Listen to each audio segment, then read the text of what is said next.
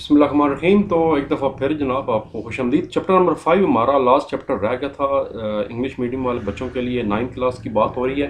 इससे पहले जो मैंने 4 चैप्टर्स की वीडियोस बनाई थी वो अगरचे स्मार्ट सिलेबस के मतलब था, लेकिन उसमें मैंने काफ़ी चीज़ें मुकम्मल करा भी दी थी। तो आप लोगों ने मुकम्मल जो टॉपिक्स हैं वो सारे के सारे तैयार करने हैं। मैं दोबारा कोशिश करूँगा, अगर मुझे टाइम निकल आता है तो मैं उसकी भी वीडियो दोबारा नए सिरे से बना दूँगा, मगर फिर भी वो काफ़ी आपका काम देंगी, उसको आप फॉलो करें। और जो चैप्टर नंबर 5 है ये अब मैं मुकम्मल सिलेबस के मुताबिक वीडियो कराने जा रहा हूँ। मेरे पास बुक मौजूद है, आपको मैं दिखा देता हूँ। और चैप्टर का नाम भी आपको पता है, डिजीज़ काजेज़ एंड प्रिवेंशन। तो फिर शुरू करते हैं जी Aahista Aahista. General science 9th class में हम आखिरी चैप्टर्स पे पहुंच गए हैं। इंग्लिश मीडियम है, चैप्टर का नाम है डिजीज़ काजेज़ एंड प्रिवेंशन।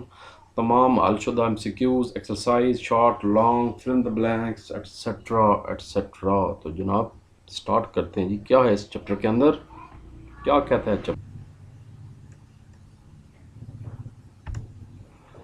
सबसे पहले fill in the blanks. Bacteria can be seen by a microscope, जिसको खुर्दबीन कहते हैं। जरासीम इंसानी आंख से नज़र नहीं आते, इसको देखने के लिए माइक्रोस्कोप यानी खुर्दबीन ज़रूरत है। ईपीआई क्या होती है आपको पता है? ये जो पाकिस्तान के अंदर पोलियो के ख़िलाफ़ एक जहाद कह सकते हैं किया जा रहा है, पूरा प्रोग्राम है हुकूमत का, इसी प्रोग्राम को ईपीआई कहते हैं, यानी एक्सपेंडेड प्रोग्राम्स ऑन इम्यूनाइजेशन, जिसकी बदौलत हर साल तकरीबन 2 दफ़ा जो है ना साल में वो पोलियो की वैक्सीन बच्चों को पिलाई जाती है। एड्स जो वायरस है उसको क्या, वो एक ख़ास किस्म की एड्स बीमारी जो है वो एक ख़ास किस्म की वायरस होती है जिसको एचआईवी कहते हैं। पूरा जवाब देना है एचआईवी और आगे बताना है क्या बनता है, ह्यूमन इम्यून वायरस या ह्यूमन इम्यून वायरस पहले लिखे और ब्रैकेट में एचआईवी दे दें। द मीजल्स यानी खसरा जिसको कहते हैं, इसकी जो वैक्सीन है वो बच्चों को किस उम्र में दी जाती है? 9 माह की उम्र में दी जाती है।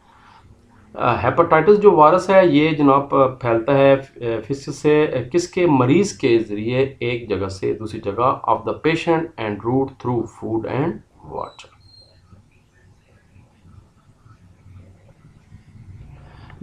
जो बीसीजी का इंजेक्शन है वो टीबी यानी ट्यूबरकुलोसिस के लिए इस्तेमाल किया जाता है और उससे बचने के लिए किया जाता है। दुरुस्त के आगे टिक लगाना है और गलत स्टेटमेंट के आगे क्रॉस लगाना है। पोलियो वायरस इफ़ेक्ट करता है नर्वस सिस्टम को, बिल्कुल सही बात है। ये बाद में जिस्म के कुछ हिस्सों को फाल जजा कर देता है, स्पेशली टांगों पे अटैक करता है बहुत, आपने अक्सर बच्चे देखे होंगे।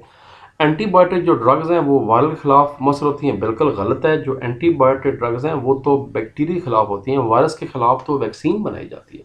ट्यूबरकुलोसिस जो टीबी है वो एक नॉन ट्रीटेबल डिजीज, ये भी गलत बात है। टीबी बिल्कुल काबिल इलाज मर्ज है, इलाज थोड़ा सा लंबा होता है लेकिन बिल्कुल काबिल इलाज है, मुकम्मल मरीज सेहतयाब हो जाता है। AIDS is not an infection, बिल्कुल ठीक है जी। एड्स जो है वो अछूत का मर्ज नहीं है, साथ बैठने से या टच करने से एड्स नहीं लगती। जो सिगरेट के स्मोकर होते हैं उनको जनाब हार्ट और जो फेफड़े महफूज रहते हैं, ये तो बहुत बड़ा लतीफ़ है, महफूज नहीं रहते बल्कि उनका भी चाल चलाव हो जाता है और बाद में स्मोकर का भी चाल चलाव हो जाता है। तो ये स्टेटमेंट गलत थी। एमसीक्यूज आगे, किस उम्र के में बच्चे को कतरे पिलाए जाते हैं खसरे से बचने के लिए? हम पहले ही फिल्म द ब्लैंक्स कर चुके हैं। 9 मंथ। पोलियो नहीं, मीजल्स, खसरा। द ड्रिंक्स, हेपेटाइटिस के दौरान यानी आम यरकान की बात हो रही है, किस तरह के मशरूबात पिलाने चाहिए? Water, sugar, juices, sugar cane, गन्ने का कोई भी जूस, हर चीज़ तमाम पिलानी चाहिए अवेलेबल हो तो। किस बीसीजी का इंजेक्शन यानी पोलियो से जो सॉरी टीबी जो है ट्यूबरकुलोसिस, उससे बचने का जो इंजेक्शन है कब लगाया जाता है? बच्चे की पैदाइश के साथ लगाया जाता है, अमूमन पहले या दूसरे दिन उसको लगा देते हैं, एट बर्थ। बीसीजी जो है वो किस बीमारी से बच्चों को बचाती है? टीबी से बचाती है, अभी ऊपर बीसी का जिक्र हुआ, ट्यूबरकुलोसिस। डीबीटी इफेक्टिव आपको पता है, ये एक ख़ास किस्म का एंटी बैक्टीरियल टीका है जो कि कुछ चोट लग जाए या आप गिर जाएं या काली खांसी हो, वूपिंग खांसी या टेटनस हो, उसमें लगाया जाता है, इसको डीबीटी कहते हैं। डी से डिप्थीरिया, पी जो है वो वूपिंग कफ है और टी जो है वो टेटनस। तो तीनों बीमारियों के लगता है, तो फिर पोलियो के लिए नहीं लगता, बताना था नॉट इफेक्टिव, तो पोलियो के लिए इफेक्टिव नहीं है पोलियो। एक और एमसीक्यू रहता था, केमिकल प्रेजेंट सिगरेट के धुएं के अंदर जो केमिकल होता है जिसकी वजह से वो सिगरेट छोड़ना बहुत मुश्किल हो जाता है, वो निकोटीन होती है, वो केमिकल कहलाते हैं। शॉर्ट क्वेश्चन आ गए, किस उम्र के child is injected against measles and why, page number 54 पे पहले शॉर्ट आंसर है। मेरे सामने जनाब बुक बिल्कुल खुली हुई है, तो देखते हैं कि ये पेज कौन सा है। ये जनाब पेज नंबर 52 था, तो हम लोग आ जाते हैं पेज नंबर 54 पे। और ये आगे जी आपका वायरस सॉरी मीजल्स, और ये आपके सामने उसका जवाब है, ये वाला जो पूरा का पूरा डब्बा। At the age of 9 month the child should get measles vaccine done. और क्यों किया जाता है? ताकि उससे बीमारी को बचाया जाए। The children must be given good nutrition diet to save them from dying of measles. अच्छी खुराक भी इनको देनी चाहिए। What is the name of AIDS? AIDS के वायरस का नाम क्या है? Page number 55। इससे अगले पेज पे चलते हैं। ये आपके सामने आ गया एड्स। थोड़ा सा मिसाला लगाना ज़रूरी है, तो यहाँ से स्टार्ट करें कि AIDS virus spreads by the virus, AIDS spreads by the virus which destroyed the immune system human body, यहाँ तक। उसके बाद असल बात बतानी है। The AIDS virus is called HIV, डेफी ह्यूमन इम्यून डेफिशिएंसी वायरस, यहाँ तक। पहले थोड़ा सा मिसाला लगाना है कि एड्स एक ऐसी बीमारी है जो इंसान के इम्यून सिस्टम को तबाह कर देती है और बंदा आहिस्ता आहिस्ता मौत के मुंह में चला जाता है। फिर कोई भी बीमारी लग जाए, चाहे ज़ुकाम ही क्यों ना हो, वही जानलेवा साबित हो जाता है, क्योंकि आपका जो इम्यून सिस्टम है वो ख़त्म हो जाता है। तो ये एक वायरस है जिसका नाम है HIV। और एड्स आपको पता है क्या बनता है? Acquired immune deficiency syndrome. अगला शॉर्ट क्वेश्चन, कौन कौन सी बीमारियों के लिए DBT का इंजेक्शन है? 3-4 जगह इसका जिक्र है। पेज 58,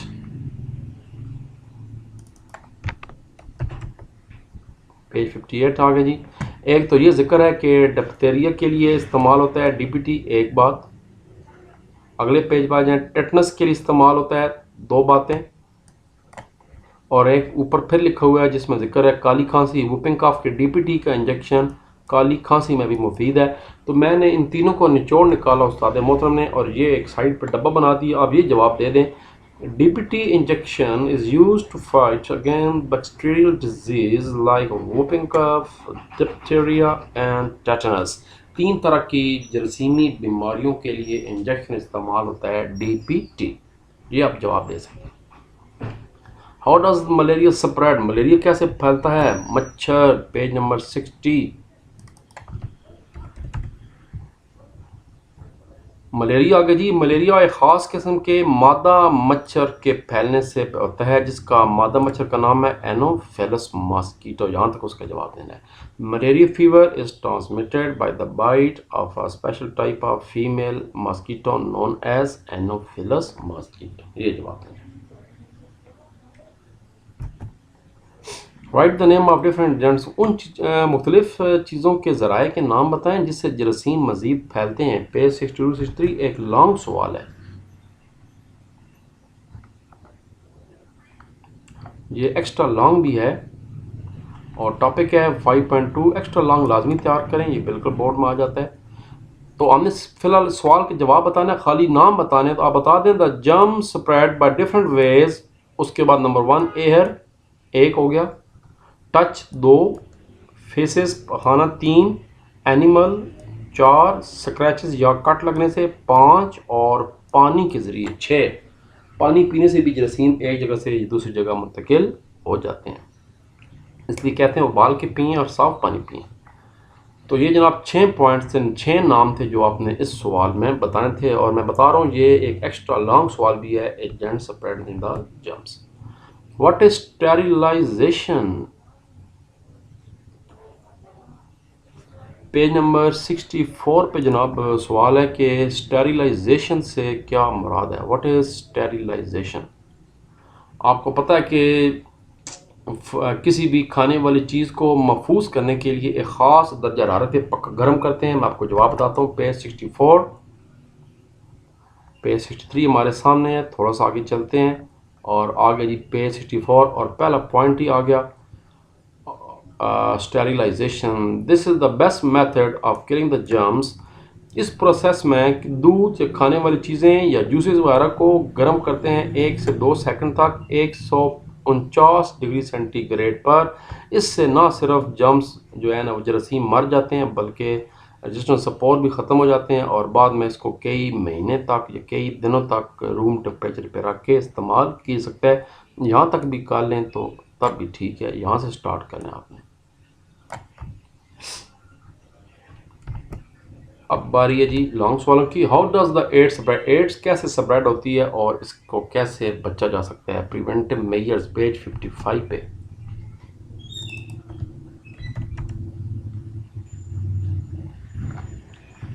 ये आ गई जी।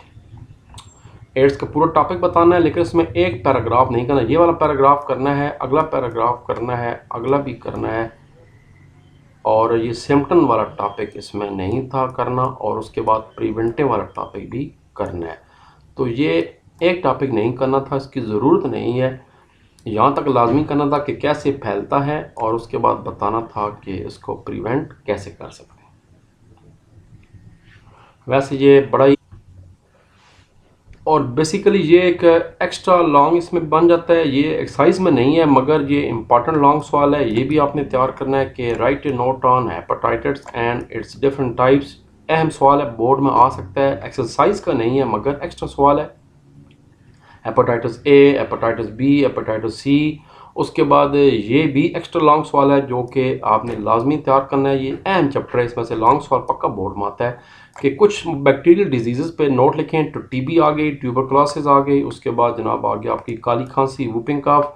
ये मैं आपको एक्स्ट्रा लॉन्ग सवाल बता रहा हूँ। डिप्थीरिया आ गया, उसके बाद टेटनस आ गई, और उसके बाद आ गई टाइफाइड, फिर आ गई हैज़ा यानी कॉलरा, और उसके बाद फंगल इन्फेक्शन आ गए।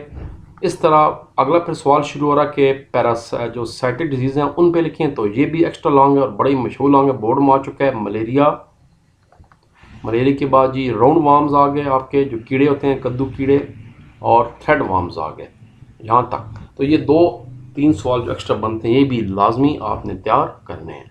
वापस आते हैं अपने टॉपिक की तरफ। अगला सवाल है write different method to prevent malaria. ये वही मलेरिया वाला टॉपिक अभी मैं टिक करा चुका हूँ, फिर बता देता हूँ। पेज 60 और 61 पे, ऊपर वाले पेज पे जनाब आप ये मलेरिया वाला टॉपिक आ गया। यहाँ से स्टार्ट करना आपने। मलेरिया होता क्या है, कैसे फैलता है, किस महीने में ज़्यादा फैलता है, उसके बाद जनाब कैसे फैलता है ये लिखा हुआ है, और इससे बचाव की तदबीर क्या है आखिर में लिखी हुई है। स्प्रे करें और उसके बाद करें। तो यहाँ तक इसका जहाँ टॉपिक ख़त्म हो रहा है, यहीं पर मलेरिया का सवाल छोटा सा सवाल है, और इसको लाजमी तैयार कर लें।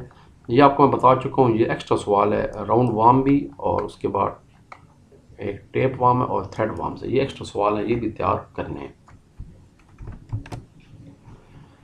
स्मोक और स्मोकिंग, सिगरेट के धुएं से और आम धुएं से क्या तबाही होती है। पेज 65-66 सवाल आगे जनाब। Effects of smoke and smoking, very important long question. यहाँ से स्टार्ट करेंगे। कितनी किस्म के होते हैं, क्या इफेक्ट्स करते हैं, खून में क्या होता है। अब एक आम धुएं की बात होगी, जो इंडस्ट्रीज़ का धुआं है उसकी बात होगी, गाड़ियों के धुएं की बात होगी, उसके बाद सिगरेट के धुएं की बात हो रही, क्या क्या कर रहा है, क्या तबाही करता जा रहा है, लंग कैंसर है, सारा कुछ है। तो यहाँ तक ह्यूमन तक आपने इसका जवाब करना है। अगला भी इसका भी सवाल ख़त्म नहीं हुआ। इसका दूसरा हिस्सा है कि इफ़ेक्ट्स क्या होते हैं, क्या क्या बीमारियाँ बढ़ जाती हैं। रेस्पिरेटरी डिजीज़ है, फेफड़ों की बीमारी, उसके बाद हार्ट की बीमारी, और उसके बाद स्किन की बीमारी, स्मोकिंग। तो यहाँ तक आपका जवाब मुकम्मल है। मुकम्मल बातें बतानी है। सिगरेट, सिर्फ सिगरेट की बात, स्मोकिंग की बात नहीं हो रही, बल्कि जो आम धुआं है, पोल्यूशन भी जिसको आप कहते हैं, एनवायरमेंटल, उसकी भी बात हो रही। तो यहाँ तक आपने करना था।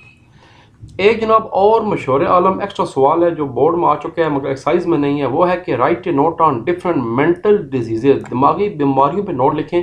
ये भी टॉपिक 5.5 आपने तैयार करना है। साइकोसिस, और उसके बाद इसकी छोटी किस्में आ गई, ड्रीम आ गई, डिप्रेशन आ गई। फिर दूसरी बीमारी होती है न्यूरोसिस, जिसके आगे एग्जाम में हिस्ट्रिया, फोबिया और नर्वस ब्रेक डाउन।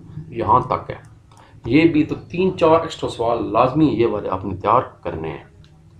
ड्रग्स वाला सवाल भी मैं बच्चों को कहता हूँ कि लाजमी तैयार करें। मैंने उर्दू वालों को भी बताया हुआ है कि ड्रग्स क्या होती हैं, कितनी किस्म है। एक मेडिसन होती है, पेन किलर, नारकोटिक्स होती है, मंशियात, नशे वाली, सेडेटिव और हेलोकिनोजेंस। तो यहाँ तक आपने ये 4-5 जो अहम टॉपिक हैं, चैप्टर 3 और चैप्टर 5 में से पक्के लॉन्ग आते हैं, ये अहम टॉपिक होते हैं। आगे चलते हैं, मुकम्मल करते हैं। ये सवाल भी आ गया, briefly describe some of the mental diseases. तो ये सवाल आ गया, मेंटल डिजीज कौन सी हैं? ये हैं मेंटल डिजीज की बुनियादी तौर पर 3 किस्में हैं। नंबर 1 बुनियादी 2 हैं, साइकोसिस एंड न्यूरोसिस, और एक नीचे वो ब्रेक डाउन भी है। पहले साइकोसिस आ गया, इसके अंदर फिर 2 किस्में हैं, डिलीरियम और डिप्रेशन। फिर न्यूरोसिस है जिसके अंदर आ गया हिस्ट्रिया और फोबिया, और तीसरी है नर्वस ब्रेकडाउन। तो जहाँ पर ये सवाल ख़त्म हो रहा है वहीं हमारा लॉन्ग भी ख़त्म हो रहा है। What do you know about dengue fever? अच्छा, ये आप नोट कर लें, ये तीनों के तीनों सवाल इस किताब के आखिरी पेज पर हैं, पेज नंबर 176। डेंगू फीवर क्या होता है, उसकी ट्रीटमेंट और प्रिवेंशन क्या है, और डेंगू फीवर यानी DHF क्या चीज़ होती है। राइट इन डिटेल तीनों सवालों का जवाब एक पेज पूरा पी लेना है घोल कर, आखिरी पेज 176 इस किताब का। तो चलते हैं चीन को, चलिए लो जी, आखिरी आ गया डेंगू फीवर।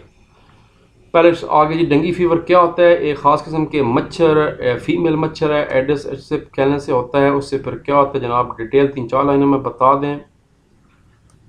फिर अगले सवाल, इसकी काजेज़ क्या हैं? ये शॉर्ट भी आ जाते हैं कि इसके भाई सिम्टम्स क्या, अलामात क्या हैं। फिर जनाब ये वो सवाल आ गया DHF वाला, डेंगू फीवर क्या होता है, यहाँ से लेकर और यहाँ तक कर दें। फिर एक सवाल है, अभी मैंने आपको बताया था कि ये तो था DHF। फिर सवाल है कि describe the treatment and prevention of dengue fever. Treatment और प्रिवेंशन बता दें इसकी क्या है।